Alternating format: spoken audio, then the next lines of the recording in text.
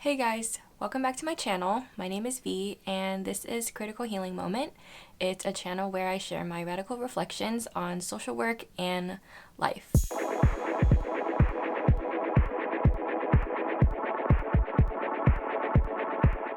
So today is going to be one of those life videos. If you are a regular viewer, you might notice that this is a different orientation in my room. I rearranged my office for, I think this is the fourth time since living here, because I don't work from home anymore, and this video is going to be some quick life updates. I don't work from home anymore, so I don't really have to have the office be functional for home, and it's more just for like less visual clutter and so my cats have more room to play. And they're in this room right now, so you might hear some jingling because I just got them some new collars with bells. They weren't wearing collars for some time, but my cats like to just sit around in the dark, and we have this like narrow and dark hallway where like if you don't put on the overhead lights and the overhead lights are like way too bright, you can't see if there's a cat there, and you might step on them and they might scream. And the bells I thought would help, and also the collars are supposed to be reflective, but they don't really work without a light source, so I don't know. It was an attempt. Anyways, so this video is going to be a quick life update video. So I think my last video was right after my quote-unquote graduation, which I graduated, but I didn't attend graduation, so you can check that video out. And I talked about getting my new job. So here's a little update. If you haven't caught up on the last video, I am now an LMSW. First of all, I passed my exam, and I got my license. So all of that is in the past, and I don't have to worry about it. It was taking up so much of my mental energy for some time, and now I'm glad that it's over and I don't have to worry about it. Yeah, I'm a licensed master in social work and in my state. And I have started my new job as a social worker / case manager at a special education school. I actually started that job in early July, and because the school has a different kind of schedule, the school runs for 11 months, and the month of August is actually the month that they have off. So it was interesting though, because the new school year for like 2023-2024 school year actually started in July. So technically students had their first days, but then they have like pretty much the whole month of August off. So I've been off and I've just been hanging out. I've been doing some local explorations in the city that I live in. And I'm about ready to go back to work. It's pretty much the end of August right now, and I'm feeling a little bit like I need something to do. It's just so weird to explain that I started my new job, had it for a month, and I had a month off, and so I think when I come back I'll have to relearn a lot of things. But I was there for about a month, and it's already been proven to be very promising in terms of a workplace. So I work alongside, I think it's like 8 or 9 social workers. The number always throws me off. There's 8 or 9 social workers, and I believe everyone has a caseload of like under 20. That might not be exact, but the caseloads are very manageable. And that is one of the reasons why I chose this job, because I felt like the social workers are not going to be overworked. So I have a caseload of, I think, 14. When I come back to work, I might have some new students assigned to me because there's always new students being admitted into the school. But I have a caseload of 14. I believe 4 of them I see for individual counseling, and I also run 2 groups with other social workers. So groups are always run by 2 social workers. And then, so some of the students on my caseload, they attend a group. It doesn't have to be a group that I run. It could be a group that another social worker runs. And some of the students don't have any counseling, but they are there for to receive other services from the school, like speech therapy, physical therapy, occupational therapy, behavior management, etc. I always think it's important when I talk about my job to explain how students get to the school. So I work at a special education school. It's not a public school run by a local district, but it is technically funded through public funding. And how it's done is that through the Individuals with Disabilities in Education Act, every person has a right to a public education through a way that's accessible to them. And if they have a disability, then institutions that receive public funding must provide accommodations for them. And the students that attend the school that I work at, their local school districts are unable to provide adequate education for them for whatever reasons I'm not entirely sure how that comes about, and I think that's a I don't know why, because the law says that every student should be able to receive a public education. Why isn't that the case, right? That's what I mean by I don't know why. Here's my cat, he's coming.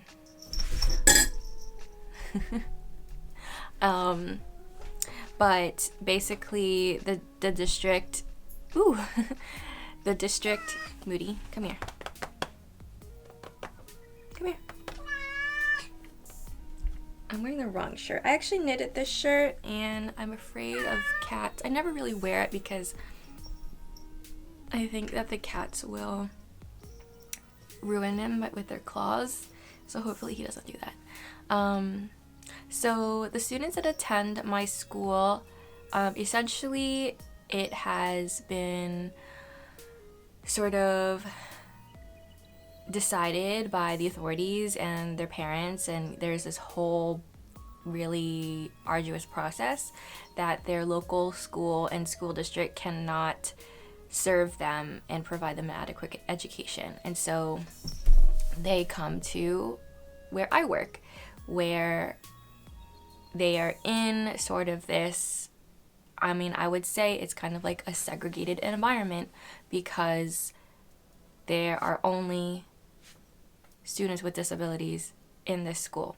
I think it's a very interesting place to be as a social worker, kind of thinking about how people should have access to the things that everyone has access to legally, regardless of whatever of their identities, conditions, etc. But knowing that a lot of the times those settings don't actually serve those populations adequately. Is it the role of the social worker to provide the support for the individual student so that they can have the most positive experience in life, which is what I'm doing at my school as a individual counselor, as a group counselor. I am there to sort of facilitate their experience at that school. I'm not necessarily there to change the school district that they came from to ensure that that school district can be welcoming and accommodating to students with different needs. That is perhaps a role for a different social worker, and it's just a very delicate balance, I guess. I guess that's what I'm saying.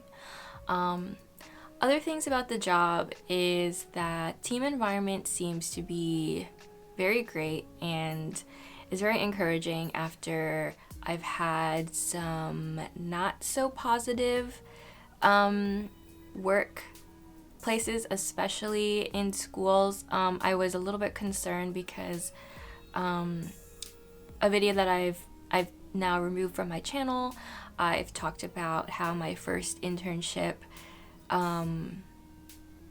when I was first starting grad school, was totally unsupportive to me as an intern, and was also questionably, there were some questionable views on the students that I heard from the social worker. And so I am very happy about that. Everyone seems to want to work together. There's a lot of interdisciplinary sort of collaboration, and I get to learn about different approaches that different service providers use, even instruction in the classroom.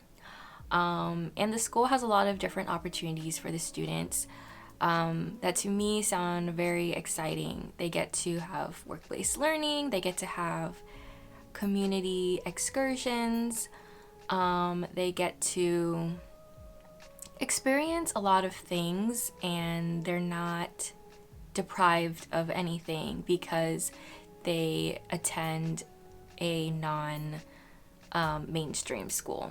The workplace is also very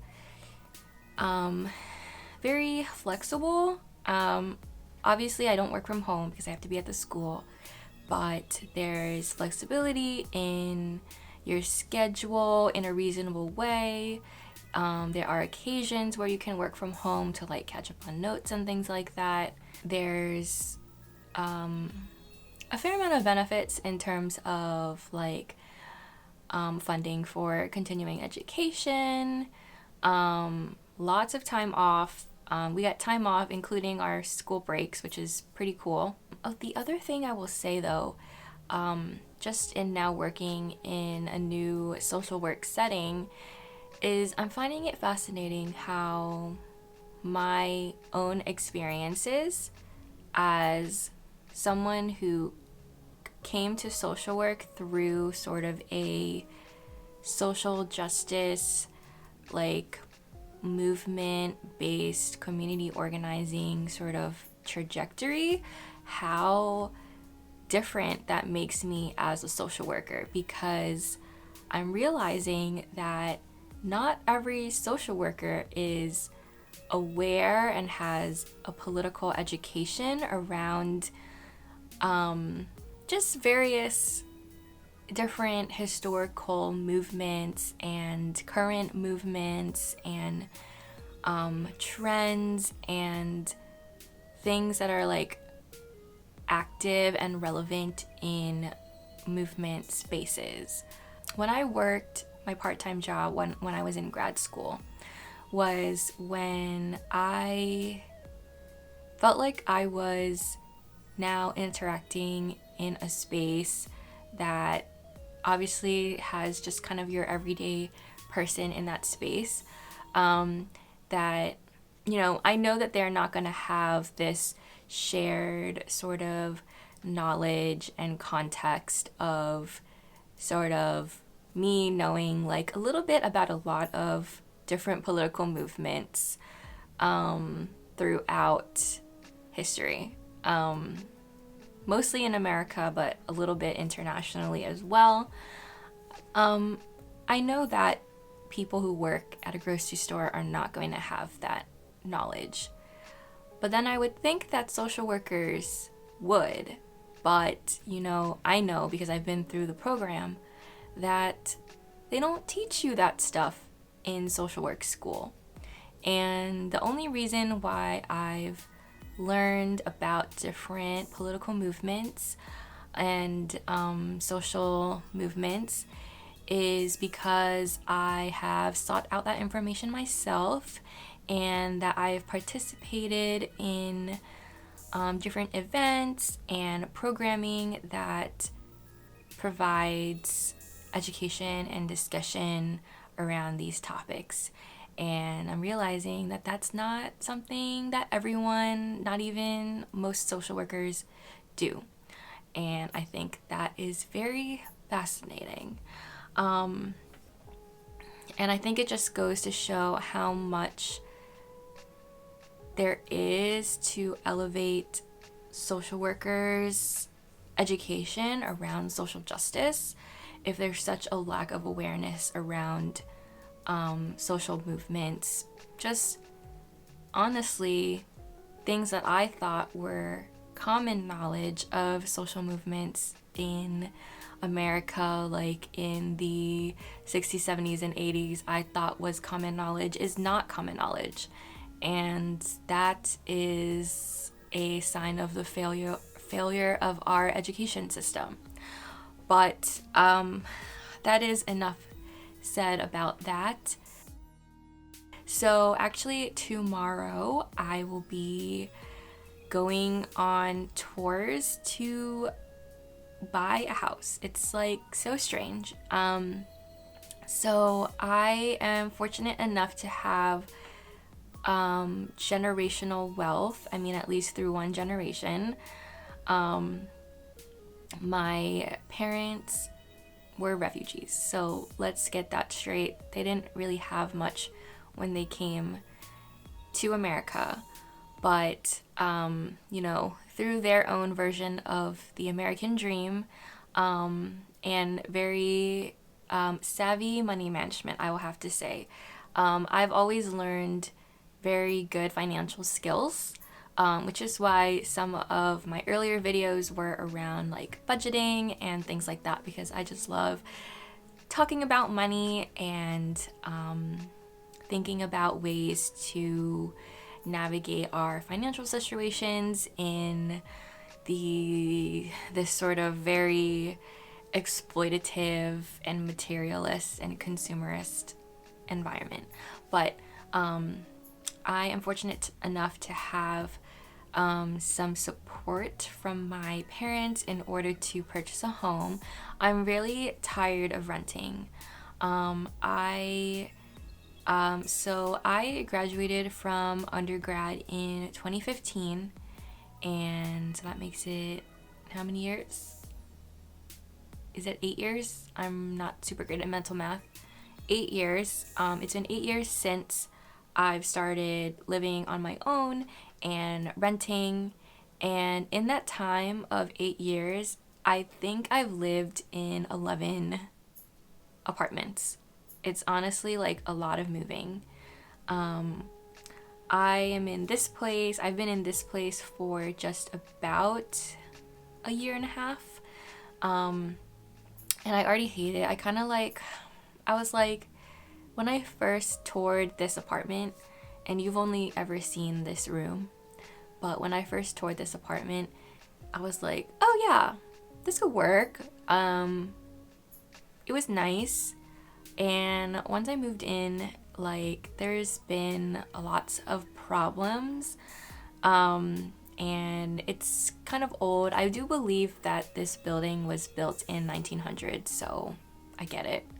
It's an old building that needs care, but relative to my understanding, relative to the other buildings on my street or in my neighborhood, which is a relatively kind of like, honestly, some of it can be really old money.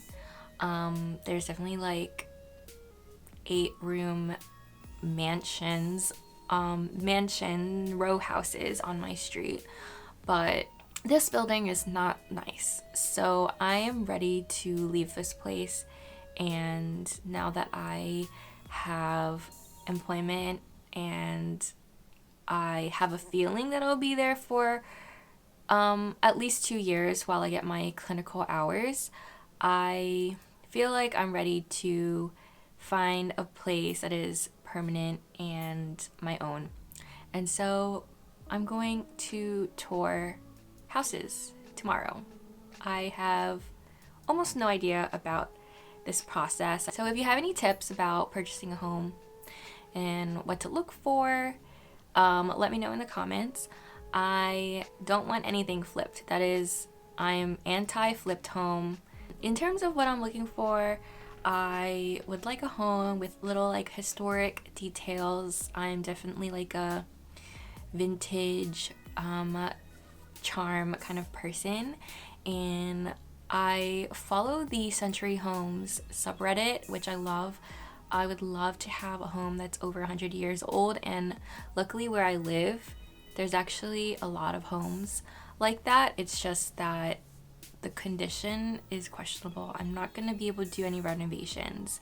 I don't want to do renovations, so it has to be somewhat well maintained already. I'm actually going to pause it here, and I'm going to make this one video, and then I'm going to stop filming and then film another video on another topic. In my next video, I am going to be talking about friendship and community. That's like another topic I kind of want to explore.